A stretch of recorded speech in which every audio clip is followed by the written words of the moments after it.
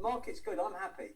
As a little dealer, I'm happy. My problem is finding good stock. So people out there, if you've got any collections of bikes like we looked at, or bits, I will always buy bike, particularly Triumphs. Triumphs. I keep saying Triumphs.